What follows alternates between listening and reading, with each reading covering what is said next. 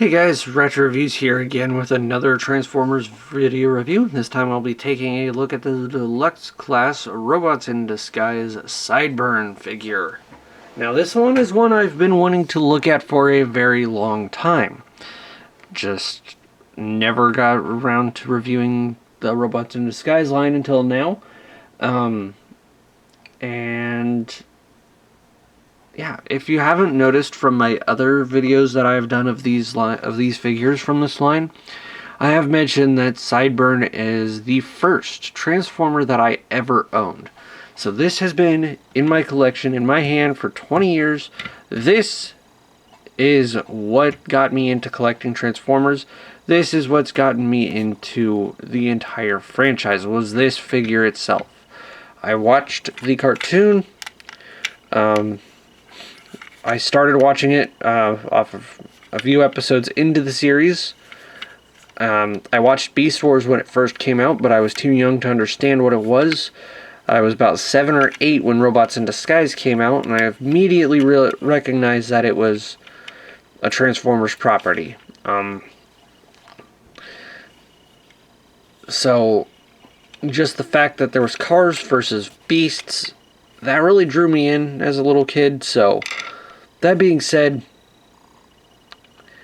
this figure here is what got me into collecting Transformers, and also just due to the fact that this was my first Transformer ever, there's a lot that that has happened in the last few years that has made me a little bit upset that I feel like we're kind of been regressing when it comes to design and engineering.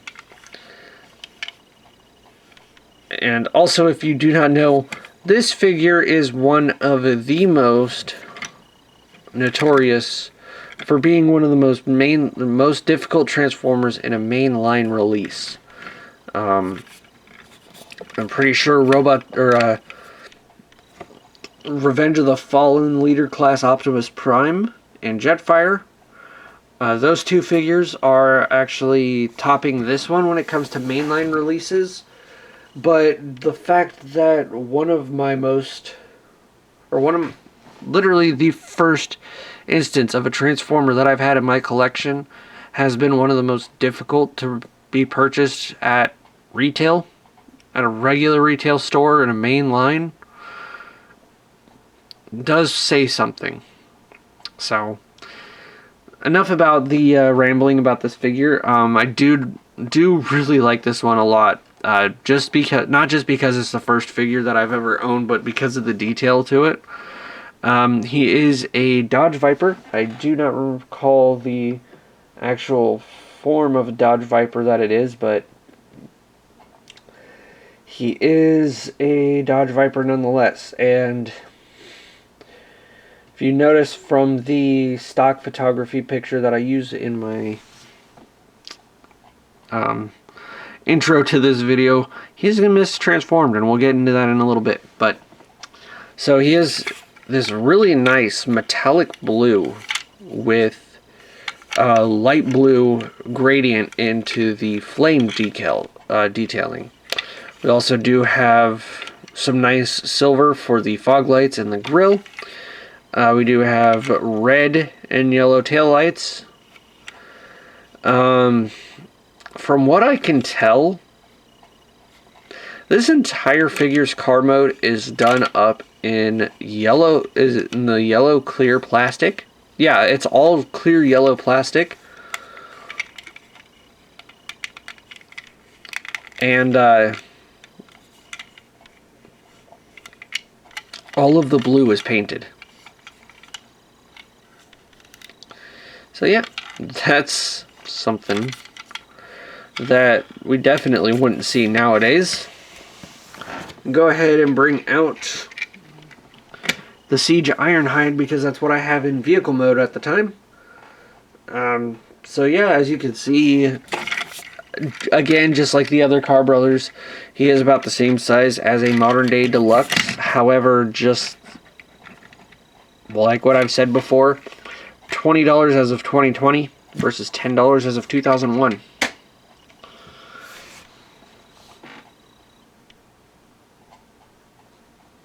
So, yeah, that's actually another reason why I'm a little bit disappointed with how Hasbro and Takara have been working on things. But like, because I know the Cybertron or the Siege figures have a lot more engineering in them than, say, a Cybertron or an Armada figure. But there's a lot less. I feel like this has a lot less plastic to it. There's a lot of pieces hollowed out for the sake of saving up on plastic usage. And this doesn't have that much hollowed out. This is denser, and this is much more engineered, like much more going on to it and much more engineered than what I feel this is. So I don't think this has a single ball joint on its body at all, except for the head. But I digress. I'll go ahead, and as I've mentioned before, I promised I was going to show off all three Car Brothers in Sideburns video, so we're going to go ahead and show off all three of them side by side, so we can get a look at how they all compare in vehicle mode.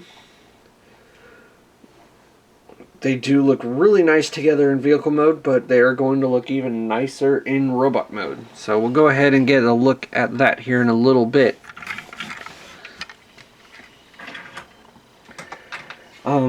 Function-wise in car mode, he can roll, just like any other car should. But just like Prowl, I do have a little bit of an issue getting everything to line up perfectly spot on. So he doesn't always roll straight, and that's the problem. The other form of playability he has in this mode is the doors do open up, and that actually does start off the transformation here. So from here on the transformation, now that we've got the doors opened up, what we're going to do is we're going to remove the exhaust pipe and also remove the back bumper.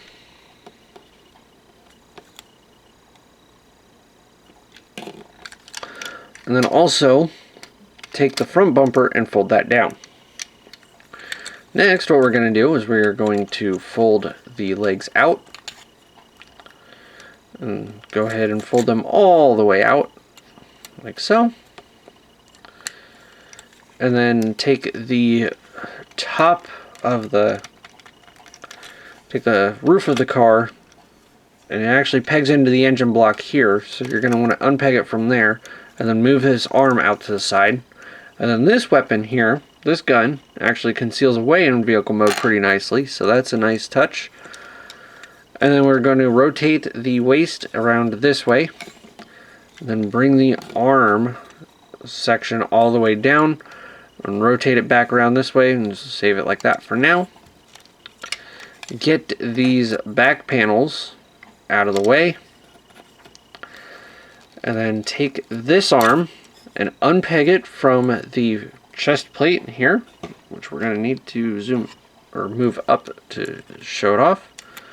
So that once that is removed from or unpegged from there, go ahead and rotate around this part here, and then rotate, whoops, let's rotate the front bumper first so it's facing this way, but then rotate all of this assembly around so that way this wheel is facing this way. And then we're going to take this assembly and fold that back in towards the body. Rotate the arm around. And then take this arm and rotate this up into position here. And then kind of just collapse that down towards the arm as you see fit. And then fold the chest down, which will pop his head into place. And then there is essentially the robot mode to Sideburn. Now the kibble all just comes to personal preference on how you would like to display it. It's very difficult for me, at least, to be able to get it in a way that I like, but we're going to go ahead with that. Go ahead and get zoomed in on that head sculpt here. Very nice head sculpt. I do like this one a lot. Stay. Okay. So yeah, very nice head sculpt. It's again got some more of that clear yellow detailing going on. We even have a Dragon Ball Z Scouter design going on. That is something really cool. But some nice crisp red eyes and a silver face painted on there. Looks really nice. And other details for his body as well. We pretty much have the entire robot mode now being fully exposed. Pretty much all of his robot mode parts are not featured in vehicle mode at all. We do have the engine block that becomes his chest. We do have a little bit of the vehicle mode parts just hanging off of his body, but just due to the transformation, that does make a lot of sense. For weapons, we do have the exhaust pipe can plug into the back bumper for a missile launcher, which still 20 years old and that missile fires strong. I do like that.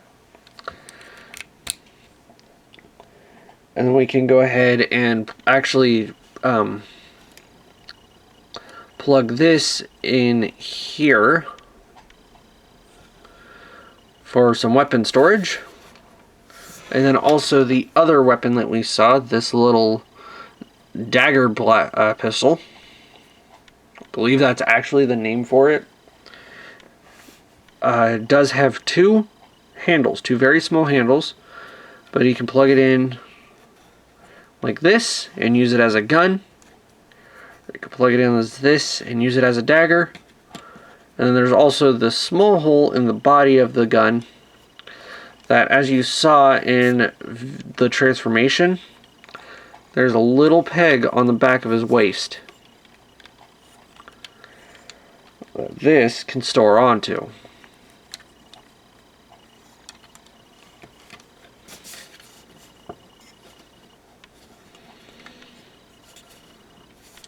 So pretty nice in terms of weapon storage on this figure. Just overall some really nice, just everything going on him. Articulation wise, he is pretty well set on articulation, but my figure is a little loose and the kibble pieces do tend to get in the way as well, causing this thing to be a little bit of a hassle to pose. But the head is on a ball joint. So he does have a free 360 degree range of movement, as well as he can look up that far. And he can get a little bit of a downward tilt. The shoulders are both on ball joints. Both arms are pretty much in terms of construction are the same. It's just one of them has a shield and the other one has a gun sticking out of the shoulder. But yeah, we have ball joints here cut for three. Can bend out that far just due to kibble restrictions, but can rotate for a full 360. We have a bicep curl or bicep rotation there, as well as an elbow for 180 degree range of movement. Again, same on the other arm. We have a waist swivel. We actually have some waist articulation in an Autobot this time. Very nice. I do like that. Also, the hips are on ball joints, can kick out that far, and then forward that far, back that far before it starts banging into the gun. If we remove the gun and get all the kibble out of the way, it can go back as far as that. The knees are on ball joints as well as a hinge here for the transformation, so we can get a double jointed knee bend going on. So pretty much also just thanks to the transformation, we can get a full 180 degree bend out of the knee. And then we also get a ball joint in the foot for some range of movement there. So definitely, out of the three, this one becomes the strongest contender for posability. And I do like that.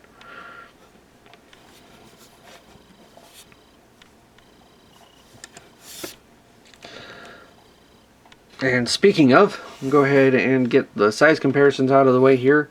First off, we're going to compare it next to a modern day Deluxe class figure, the Deluxe class Prowl. And yeah, as you see, they are the same size. And again, I will demonstrate the fact that this is only $10 or $20. This was $10 back then. So, that is one thing to keep in mind. And now for bringing in the other brothers. Got X-Brawn, Prowl, and Sideburn, all sharing some screen. Maybe if I can get them to cooperate.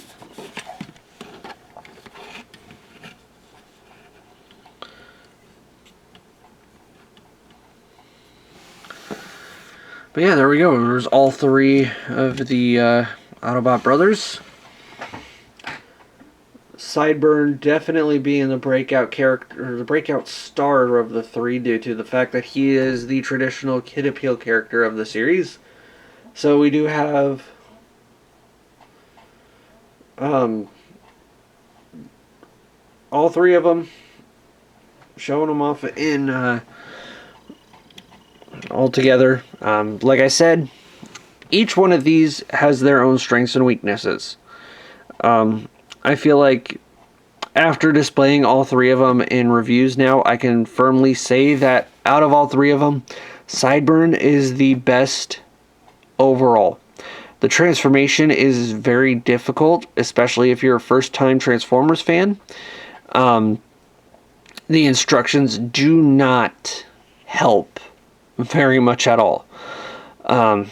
Made it very, very unclear as to where parts were going. For the most part, whenever I was transforming him, this section of the arm had the middle wheel sticking out to the side. It was not sitting how it was supposed to. And then in the stock footage, or the stock photography that I used in the video, this arm joint here is actually jutting out from here. So, but given the fact that he does have the most complex transformation out of all three of them, that being a contention point on whether or not some fans would want to purchase this figure. However, that being said, he does also sport the widest range of articulation on not just this figure, but also what seems to be on mainline figures for this price point. I'm looking back at my catalog and I cannot think of anything that is this posable.